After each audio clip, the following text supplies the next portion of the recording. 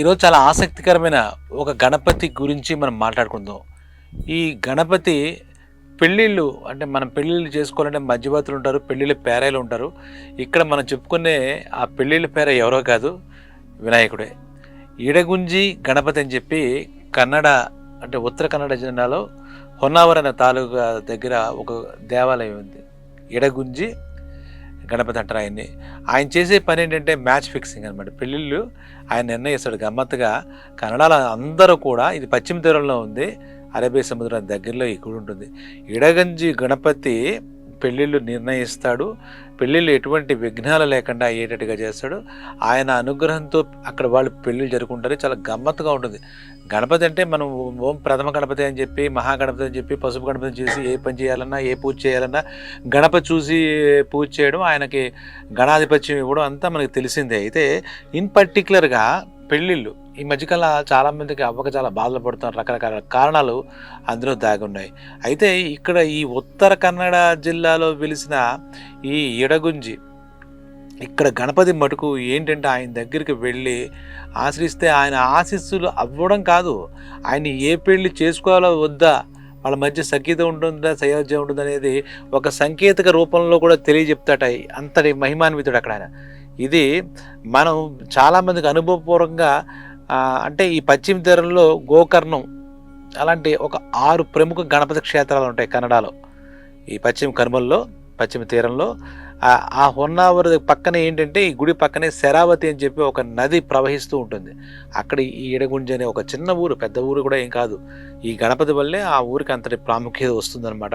ఈ శరావతి నది కూడా ప్రవహించి దాని పరంగా అక్కడ హొన్నావర్ దగ్గర మన అరేబియా సముద్రంలో కలిసిపోతుంది. ఇక మనం మాట్లాడుకునే ఈ ఇడగుంజి ఈ గణపతి ఏం చేస్తాడు, ఈ పెళ్ళిళ్ళు నిర్ణయించిన ఆయన నిర్ణయించేయండి, కుటుంబ సభ్యులు ఎవరో మనం నిర్ణయించుకుంటాం, మన పెద్దలు, మన గురువులు, మన సిద్ధాంతాలు. కానీ ఇక్కడ గమ్మత్తుగా ఆయన నిర్ణయిస్తారు. ఇక్కడ ఆ స్థలానికి అంత పేరు ఎందుకు వచ్చింది అన్నప్పుడు కొంతమంది మహామూలంతా కలిసి స్థల పురాణం చెప్తారు. ఇడగుంజికి కుంజారణ్యం, కుంజవనం అనే ఒక పేరు. ఈ ఇడగుంజి అనేది వాడుకలో మనకి ఈ పేరు ఇడన్ గుంజి అని కూడా అంటారు. ఆ పల్లెటూరుని ఇడగుంజి వినాయకుడు అనేది చాలా పాపులర్గా పేరు అన్నమాట. ఇటీవల కాలంలో అందరూ వింటున్నారు. అందరూ కూడా ఈ పెళ్ళిళ్ళ విషయంలో మ్యాచ్, ఎందుకంటే తొందరగా ఏదో అన్ని జాగ్రత్తగా చూసుకున్నా, ఎన్ని జాతకాలు చూసుకున్నా పెళ్ళిళ్ళు విఫలం అవ్వడం, ఆ పెళ్ళిళ్ళు అవ్వకపోవడం అనే సమస్య ఇప్పుడు అందరిలోనూ కనపడుతుంది. మొత్తం భారతదేశం అంతా కూడా ఉందన్నమాట. దానికి ఇప్పుడు ఈ ఇడగుంజి మన గణపతే ఆయన చాలా వరకు తొలగిస్తున్నాడని చెప్పాలి. తిరిగి మనం ఆ పెళ్ళిళ్ళకి సంబంధించిన విఘ్నాలు రాకుండా ఉండాలన్నా, పెళ్ళిళ్ళు అవునా కాదా, ఆ సంబంధం ఈ సంబంధం ఈ మ్యాచ్ కరెక్టా కాదా, ఇది ఫిక్స్ చేసుకోవాలా వద్దా అని అందరం కూడా తటపడాయిస్తున్నాం. ఎంత చక్రాలు, ఎన్ని గుణగణాలు కలిసినా, ఎన్ని వధూవరుల గుణాలు కలిసినా కలవపోయినా ఏదో లోపల ఒక బెంగ ఉంటుంది. ఈ సంబంధం కలిసి ఉంటుందా ఉండదా, కలిసి కాపురం చేస్తారు. ఇటువంటి సమయంలో మనకి మన ఆరాధ్య దైవం ఓం ప్రథం అనే మన గణపతి ఆయన సూచిస్తాడు. ఇది చాలా అద్భుత విషయం. ఇక దీని స్థల పురాణం మాట్లాడుకుంటే ఇడగుంజి కుంజారణ్యం చెప్పుకున్నామే, కుంజవనం. ఇది ఇంతకుముందు చెప్పినట్టుగా శరావతి నదీ తీరంలో ఈ గోకర్ణ క్షేత్రం ఉంది. మహాబలేశ్వరుడు అనేటువంటి గోకర్ణం ఉంది. అందులో కూడా మన గణపతి వల్లే ఉంది. ఆ గణపతి దేవాలయం అద్భుతమైనటువంటి దేవాలయం. అది భూ కైలాస్ అంటారు ఆ గోకర్ణ. దానికి దగ్గరలోనే ఈ ఇడగుంజి ఉంది. ఇక్కడికి గణపతి ఎందుకు వచ్చాడు, ఇక్కడ గణపతి ఎందుకు వెలిశాడు, దీని వెనకాల ప్రత్యక్షంగా ఈ కుంజవనం అంటే ఇప్పుడు ఇడగుంజి ఆయన వచ్చాడు, ఆయన రప్పించారు. ఒకసారి ఏంటంటే ఈ కలికాలంలో ఉన్నటువంటి దోషాలు పాపాలు చాలా ఎక్కువ ఉంటాయి కాబట్టి ఈ మహామనులంతా ఈ లోక కళ్యాణం కోసం కలియుగంలో ఎలా ఉంటారు, ఈ మానవుల జీవితం ఏ రకంగా ముందుకు వెళుతుంది, సుఖశాంతం ఎలా బతకాలనే ఉద్దేశంతో వాళ్ళు ఒక పెద్ద యాగం చేయాలని చెప్పి తలపెడతారు. అంటే దాంట్లో వాళ్ళ మహాములు అందరిలోనూ కొంచెం పెద్దవాడు, అన్ని శాస్త్రాలు చదువుకున్నట్టు వాలఖిల్యుడు అనే మహాముని ఉంటాడు అనమాట.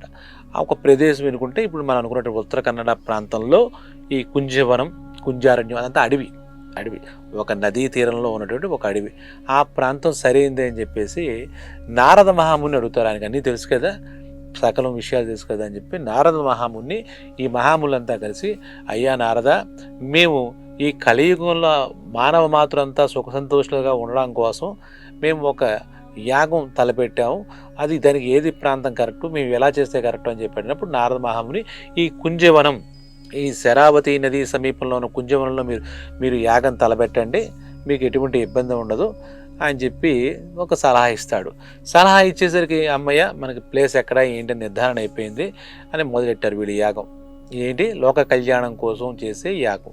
ఆ మొదలుపెట్టారే కానీ ఈ వాలకల్య మహాముని నేతృత్వంలో బ్రహ్మత్వంలో మొదలుపెట్టారు తప్ప అప్పటి నుంచి ప్రతిదీ ఆటంకం. ఆ మొదటి పెట్టి నుంచి అదేమిటో పాపం తెలియదు కానీ దురదృష్టం వీళ్ళు మంచి కార్యం లోక కళ్యాణం ఆశించి మొదలెప్పటికీ ఆ యాగం అన్నీ ఆటంకాలే. అసలు యాగం అనేది ముందుకు వెళ్ళట్లే. ఏంట్రా మనం చేసేది మంచి పనే కదా అని ఆ మహాములు చాలా బాధపడతారు. ఇందులో ఎక్కడ దోషం జరిగింది, ఏమొచ్చింది ఇబ్బంది, దీనికి ఏం చేస్తే మన యాగం సజావుగా ముందుకు సాగుతుందని చెప్పి చాలా తర్జన భర్జన పడ్డారు, చాలా బాధపడ్డారు. ఆ టైంలో మనకి ఈ ప్రాంతంలో ఈ ఇడగుంజి ప్రస్తుత ఇడగుంజి కుంజవనంలో చేసుకోమని సలహా ఇచ్చింది మన నారద మహాముని కదా. ఆయనే పిలుద్దాం, ఆయనకి ఇలా ఎందుకు జరుగుతుంది, ఈ యాగంలో ఇన్ని ఆటంకాలు ఎందుకు వస్తున్నాయి, ఇన్ని అడ్డంకులు ఎందుకు వస్తున్నాయి, ముందుకు వెళ్ళట్లేదేంటి, మనం సంకల్పించింది ఎక్కడ లోపం ఉందని చెప్పి కనుక్కుందాం, ఆయన ఏం చేయమన్నో కనుక్కుందామని చెప్పేసి ఆయన పిలుస్తారు. వస్తే ఆయనకి చెప్పారు, బాధపడ్డారు. ఇలా మీరు చెప్పినట్టుగా ఈ ప్రాంతంలో మేము మొదలుపెట్టాము కానీ యాగం ఏమి ముందుకు వెళ్ళట్లేదు, ఒక అడుగు కూడా ముందుకెళ్ళలేదు, అడుగడుగున అంతరాయాలే, అడుగడుగున ఆటంకాలే, ఇంకేం చేయము నారద మహాముని, మీరు ఇక్కడ చెప్పారు మేము ఇక్కడ మొదలుపెట్టాం అని చెప్పి అందరూ కలిసి వాళ్ళ బాధ ఆయన ముందు పెట్టారు. ఆయన దివ్య దృష్టితో చూసి మీరు ఒక పని చేస్తే మీ పని ముందుకు సాగుతుంది, మీ యాగం లేదంటే సాగే పరిస్థితి కనబడట్లేదు అని చెప్పారు. ఏం చేయమంటారు స్వామి అంటే, విఘ్నాలు ఏర్పడుతున్నాయి కదా, విఘ్నాలన్నీ నివారింపబడాలంటే మనకి గణపతి ఒక్కళ్ళనే మనం ఆశ్రయించాలి అన్నారు. మరి ఎలా చేద్దాం అంటే, ఆ గణపతిని ఈ ప్రాంతానికి మనం రప్పించాలి, ఈ ప్రాంతానికి మనం రప్పించాలి. ఆయన వచ్చి ఇక్కడ కూర్చుంటే మనకి పని పూర్తయిపోతుంది, యాగం మీరు తలపెట్టినటువంటి లోకోత్తర కళ్యాణం మీ యాగం పూర్తయిపోతుంది. మేము ఎలా పిలుస్తాం స్వామి అంతటి మహానుభావుడిని మహాగణపతిని, మా వల్ల ఏమవ్వదు, మీరు చెప్పారు కాబట్టి మీరే ఆ గణపతిని ఏదో రకంగా చెప్పి ఈ యాగశాల దగ్గరికి తీసుకురండి అని చెప్పేసి ఇక అక్కడ కూర్చున్నటువంటి యాగానికి సిద్ధమైనటువంటి మహాములందరూ కలిసి నారద మహాముని మీద పెట్టారు. భలే ఉందిరా సలహా ఇచ్చిన నా మీద పెట్టారా అనుకుని ఈయన వెంటనే కైలాసం వెళ్ళాడు. వెళ్ళి వివరించాడు అక్కడ గణపతికి, ఓ గణపతయ్య నువ్వు రా, ఇక్కడ వాళ్ళంతా పాపం మహాములంతా మొదలుపెట్టారు, వాళ్ళకి ఏ కారణం వల్ల ఆ పనులు ఆగిపోతున్న యాగం ముందుకు వెళ్ళట్లేదు, చాలా బాధపడుతున్నారు, నువ్వు వస్తే కానీ అక్కడ నిర్విఘ్నంగా యాగం జరగదు, లేదా ఆ విఘ్నాల విషయంలో వాళ్ళు చాలా నిరాశగా ఉన్నారు, వాళ్ళు తలపెట్టిన వాళ్ళ సంకల్పం నెరవేరదు అని చెప్పి నారద మహాముని చాలా జాగ్రత్తగా గణపతి చెప్తాడు. సరే నువ్వు చెప్పిన మాట సబుగా ఉంది, పద నీతో పాటు నేను భూలోకం వస్తాను, నువ్వు చెప్పిన కుంజవనంకి వెళ్ళి వాళ్ళ యాగం ఏదో పరిపూర్ణంగా పూర్తయ్యేటట్టుగా చేద్దామని చెప్పేసి ఈయన వచ్చాడు భూలోకంలోకి. ఆ రకంగా నారద మహాముని ఆహ్వానం మేరకు ఈ మహాములు తలపెట్టినటువంటి ఈ యాగానికి ఆయన వచ్చాడు. బాగానే ఉంది, అంతా బాగానే ఉన్నప్పుడు ఆ యాగంలో ఇంకా ఆయన వచ్చి కూర్చుంటే ఉంది, విఘ్నాలకు అధిపతి అయినటువంటి విఘ్నేశ్వరుడు వస్తే ఉంది, ఆ యాగం వాళ్ళు అనుకున్నట్టుగా మహాములంతా అనుకున్నట్టుగా పూర్తి అయిపోయింది. అక్కడ పూర్తి అయిపోయిన తర్వాత చాలా బాగుంది, చాలా సంతోషంగా జరిగింది. మహాములు చాలా ఆనందించారు, పూర్తయిపోయింది.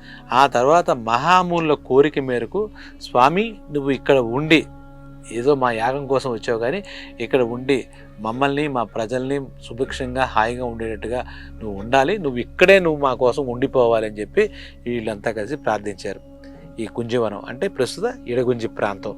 అప్పటి నుంచి ఆయన అక్కడే సరే వీళ్ళ భక్తులకి అందరికీ మాట ఇచ్చి ఇక్కడ ఉన్నవాడికి ఎటువంటి, నన్ను కొలిచిన వాడికి ఎటువంటి విఘ్నాలు లేకుండా వాళ్ళు అనుకున్నటువంటి సర్వ కార్యక్రమాలు అయిపోతాయని చెప్పి ఆ వాతావరణం ఆయనకు నచ్చింది, ఆ మహాముల యొక్క యాగం వాళ్ళకి నచ్చింది.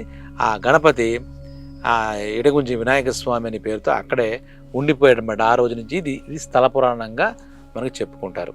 సరే ఇందాక చెప్పాం, అసలు మనం చెప్పినటువంటి ఆ హెడ్డింగ్ దానికిను ఈ ఇడగుంజి గణపతికి లింక్ ఏమిటి అని మనం కనుక్కోవాలి. ఇక్కడ ఏ విధంగా ఆయన ఆ సంబంధాలు నిర్ణయిస్తాడు, వధూవరులను ఎలా నిర్ణయిస్తాడు అనేది కనుక కూడా ఒక ఆచారం, ఆ లోకోత్తర ఆచారంలాగా అక్కడ ఉన్న ప్రాంతంలో ఒక ఆచారం ఉందన్నమాట. ఈ కన్నడ ప్రాంతంలో ఉన్నటువంటి ఒక జాతి వాళ్ళు, ముఖ్యంగా బంధీ అనే ఒక జాతి వాళ్ళు ఏం చేస్తారంటే, వాళ్ళు ముందు పిల్లని నచ్చిందో చూసుకుంటారు. ఆ అమ్మాయి కుటుంబ సభ్యులు, ఆ అబ్బాయి కుటుంబ సభ్యులు ఆ స్వామివారి దగ్గరికి వెళ్తారు. ఇడగుంజి గణపతి ఆ స్వామివారి దగ్గరికి పెడతారు. వాళ్ళు ఒక 2 చీటీలు రాస్తారు. చూడండి ఎంత నమ్మకం, విశ్వాసం ఎంత గొప్పమైంది అని చెప్తే అక్కడ ఈరోజు కూడా జరుగుతున్నటువంటి విషయం ఆ స్వామివారు ఎడగుంజి గణపతి వారు ఎలా ఫిక్స్ చేస్తారనేది ఇది ఆసక్తికరం అనమాట. ఆ 2 కాగితాలు రాసి ఒకటి కుడి కాలు దగ్గర పాదం దగ్గర, 2 ఎడమ కాలు పాదం దగ్గర పెడతారు. ఇద్దరు కుటుంబ సభ్యులు అంతా గుడికి వెళ్తారు. అమ్మాయి తరపు వాళ్ళు నచ్చింది అన్న వెంటనే సంబంధం కలుపుకుందామా లేదని ఆ గణపతిని అడుగుతాం. మనం నిర్ణయించుకోవడం వాళ్ళ ఎంక్వైరీ వాళ్ళు చేసుకోవచ్చు కాక ఫైనల్ అయిన తర్వాత లిస్ట్ అవుట్ అయ్యి ఫైనల్ అయిన తర్వాత ఆ వెళ్ళి 2 కాగితాలు కనుక ఆ గణపతి ఎడగుంజి గణపతి పాదాల ముందు పెట్టినప్పుడు కుడికాలి పాదం దగ్గర ఉన్నటువంటి కాలు దగ్గర ఉన్నటువంటి ఆ కాగితం కింద పడితే ఓకే, ఎడగుంజి గణపతి దీన్ని నిర్ణయించాడు, ఇది శుభప్రదం, మనం ముందుకు వెళ్ళిపోవచ్చు, ఇటువంటి తిరుగు లేదని చెప్పేసి ఆనందంగా ఆ స్వామివారికి పూజలు చేసి ఆ కుడికాలు పాదం దగ్గర పెట్టిన చీటీ మాత్రమే కింద పడాలి. మా ఇద్దరు కుటుంబాల మధ్య బంధం కలిపాడు స్వామి, ఈ వధువులు సుఖంగా హాయిగా ఉంటారనే నమ్మకంతో వాళ్ళకి పెళ్లి నిర్ణయించడానికి ఈ సభ్యులంతా కుటుంబ సభ్యులు అటు వాళ్ళు ఇటు వాళ్ళు ఇక్కడ మనకి ఎడగుంజి గణపతి పెళ్లి నిర్ణయించాడు, ఫిక్స్ చేశాడని ఆనందంతో వెళతారు. ఒకవేళ కర్మకాలి ఎడమ కాలి దగ్గర ఉన్నటువంటి ఆ చీటీ కింద పడింది అనుకుంటే ఇది అశుభం, స్వామివారు ఒప్పుకోలేదు, ఈ మ్యాచ్ని మళ్ళీ మన పిల్లాడికి ఇంకో మ్యాచ్ చూసుకుందాం, పిల్లకి ఇంకో మ్యాచ్ చేద్దాం. స్వామివారికి ఒక్కసారి నిర్ణయించిన తర్వాత ఆయన నిర్ణయానికి ఎదురు తిరగకూడదనే ఉద్దేశంతో అమ్మాయి కుటుంబీకులు అబ్బాయి కుటుంబీకులు ఏం మాట్లాడకుండా అక్కడి నుంచి వెళ్ళిపోతారు. మళ్ళీ ఇంకో మ్యాచ్ చూసుకుందాం, ఆయన అంగీకరిస్తే చేసుకుందాం అని చెప్పేసి ఆ ఆలోచనతో ఈ వధూవరుల తాలూకా కుటుంబాలు ఆ రకంగా అనుకుంటారన్నమాట. ఈ విధంగా ఎడగుంజి గణపతి కుడికాలు కింద పెట్టినటువంటి ఆ చీటీ కింద పడితే శుభసూచకం, అలాగే ఎడమ కాలు కింద ఉన్నటువంటి ఒకవేళ అది పడితే అశుభ సూచకం చేసుకోకూడదు, కుడికాల కింద పడితే మనం చేసుకుందామని అందరు నిర్ణయించుకురా. అదే నిర్ణయాన్ని ఏదైతే గణపతి నిర్ణయంగా ప్రత్యక్షంగా గణపతి వచ్చి నిర్ణయించినట్టుగా భావించి దానికి అనుగుణంగానే వాళ్ళు పెళ్ళిళ్ళు చేసుకుంటారు, సుఖశాంతులతో పిల్లలతో హాయిగా ఉంటారనేది ఇప్పటిదాకా నమ్మకం. ఆ నమ్మకం ఆ ఆచారం ఈ రోజుకి కొనసాగుతోంది. అలాగని ఏదో కొట్టిపడేయకుండా ఇప్పుడు నేను చెప్పినటువంటి ఈ ప్రాంత వాసులందరూ కూడా నెలకు సుమారు 1,00,000 మంది ఈ భక్తులు వస్తూ ఉంటారన్నమాట. అంటే సంవత్సరానికి 10 నుండి 12 లక్షల మంది వస్తారు. ఈ వచ్చిన వాళ్ళందరికీ వాళ్ళ మిగిలిన కోరికలు అవన్నీ వేరే విధానం అయితే సుమారు ఈ 10 లక్షల మందిలో వచ్చిన వాళ్ళలో చాలా వరకు 50% పైగా ఈ పెళ్ళిళ్ళు నిర్ణయించమని ఆయన నిర్ణయిస్తారనే నమ్మకంతో ఆశతో అక్కడికి వస్తారు. అందులో కూడా ఆ స్వామివారు 90% అనుకూలంగానే ఇస్తారు తీర్పుని కూడా ఒక నమ్మకం అక్కడ ప్రజల్లో ఉందన్నమాట. సో మా అందరి కోసం ఎడగుంజి గణపతి ఇక్కడ వెలిశాడు. అలాగే మిగిలిన భక్తులకు వాళ్ళ కామ్యాలు వాళ్ళ కోరికలు ఏవైతే ఉంటే ఖచ్చితంగా గణపతి తీరుస్తాడు. ఇక్కడ ఇంకో విశేషం అంటే ఆయన విగ్రహంలో 2 చేతులు ఉంటాయి గణపతికి. ఇక్కడ ఒక చేతిలో పద్మం ఉంటుంది, ఆ పద్మం రెండో చేతిలో లడ్డు ఉంటుంది అన్నమాట. ఇది స్వామివారికి ఇష్టమైనటువంటి లడ్డూను కూడా అక్కడ వచ్చిన భక్తులందరూ కూడా సమర్పించుకుంటారన్నమాట. ఈ ఇడగుంజి ఉత్తర కన్నడ ప్రాంతంలో హొన్నావర్ తాలూకాలో శరావతి నదీ తీరంలో ఉందన్నమాట. ఇది ఆ అరణ్య ప్రాంతం కొంచెం పచ్చగా ఉండి ఆ గణపతి ఆ దేదీప్యమానంగా కనపడతాడు. ఆ విగ్రహం చూస్తేనే మనకు నిజంగా నిలబడ్డాడా అన్న ఫీలింగ్ వస్తుందన్నమాట. ఈ రకంగా ఇంకా మరెక్కడా లేదు. ఆయన విఘ్నాలు లేకుండా నివారిస్తాడు నమ్మకంతో అన్ని చోట్ల ప్రథమ పూజ ఆయనకే చేస్తాం. ఈవెందో పెళ్ళిళ్ళు జరుగుతున్నప్పుడు కూడా ప్రథమ పూజ నువ్వు ఎటువంటి విఘ్నాలు లేకుండా మా పెళ్ళి అవ్వాలని కానీ, మా ఇల్లు కట్టుకోవాలని కానీ, మా చదువులు పోతానని గణపతికే ఇస్తాం. కాకపోతే ఇక్కడ ఇంకో అడుగు ముందుకేసి ఇడగింజలో అసలు మా మ్యాచ్లు నువ్వే నిర్ణయించవయ్యా పెళ్ళిళ్ళు అని చెప్పి అక్కడ ప్రజలంతా కోరుకోవడం చాలా ఆశ్చర్యకర విషయం. ఎన్ని సంవత్సరాలు ఇప్పుడు చెప్తుంటే మహాములు తపస్సు నారద మహాముని నుంచి ఇప్పుకొచ్చింది స్థల పురాణం. ఎన్ని సంవత్సరాల నుంచి ఎన్ని యుగాల నుంచో ఇదే ధర్మం ఇక్కడ పాటింపడుతోంది. ఆ ఎడగుంజి గణపతి దగ్గరికి వెళ్తే మాత్రం పెళ్ళి అవ్వడం ఖాయం, మంచి సంబంధాన్ని ఆయన ద్వారా నిర్ణయింపబడడం కూడా ఖాయం. కాబట్టి ఇప్పుడు కూడా చాలామంది ఆ ఒక ప్రాంతం వాళ్ళు ఇందాక చెప్పిన బందీ జాతి వాళ్ళు కూడా చాలామంది దీన్ని ప్రొసీడ్ అవుతాం, ఈ ఎడగుంజి గణపతినే పెళ్ళి నిర్ణయించమని చెప్పేసి ఇప్పటికి కూడా దేశం మొత్తం మీద అన్ని రాష్ట్రాల నుంచి కూడా వెళ్ళి అక్కడికి వెళ్ళడం, ఆయన అనుమతి తీసుకోవడం, ఆయన చెప్పిన నిర్ణయాన్ని అనుసరించి వాళ్ళు పెళ్లి చేసుకోవడం, ఒకవేళ ఎడమ కాలు కింద నుంచి చీటీ పడితే పెళ్లి విరమించుకుని ఇంకో సంబంధం కోసం వెతుక్కుని మళ్ళీ ఆయన దగ్గరికి వెళ్ళడం అనేది ఒక ఆనవాయితీగా వస్తుంది. అలా పెళ్లిళ్ళు చేసుకునే వాళ్ళు ఎవరూ కూడా ఏ రకమైన ఇబ్బంది పడకుండా ఈ ఇడగుంజి గణపతి యొక్క అనుగ్రహంతో హాయిగా జీవిస్తున్నారని కూడా అక్కడ భక్తులు, ఆ ప్రాంతవాసులు చెప్పుకుంటూ ఉంటారు అన్నమాట. సో ఎన్నో గణపతులు ఉంటారు, గణపతులు ఎన్నో రూపాలు ఉన్నాయి, వాళ్ళకి ఎన్నో కథలు ఉన్నాయి. కానీ ఈ రకంగా పెళ్ళిళ్ళు నిర్ణయించే గణపతి మటుకు నో డౌట్ మొత్తం ప్రపంచవ్యాప్తంగా, అందులో మన భారతదేశంలో ఈ ఉన్నటువంటి గణపతి ఒక్కడే, ఆయనే ఇడగుంచి గణపతి. మనం ఎవరైనా కూడా మనకి పెళ్ళిళ్ళ విషయంలో ఎటువంటి సంశయాలు, సంకోచాలు, సందేహాలు వస్తే కుదిరితే ఆయన దగ్గరకు వెళ్ళి ఆ రకమైనటువంటి ఆయన అనుమతి తీసుకుని ఆ నిర్ణయం తీసుకొస్తే ఆ పెళ్ళిళ్ళు ఖచ్చితంగా జరుగుతాయి. ఆ పెళ్ళిళ్ళ విషయంలో, ఆ సంబంధాల విషయంలో ఎటువంటి డౌట్ రావని మనం ఖచ్చితంగా చెప్పచ్చు. ఇడగుంజి గణపతి ఆశీస్సులు అందరి మీద ఉండుగాక. ముందుగా పెళ్ళిళ్ళు చేసుకుందాం అనుకునే యువతి యువకుల మీద ఉండుగాకని ఆశిస్తూ సెలవు.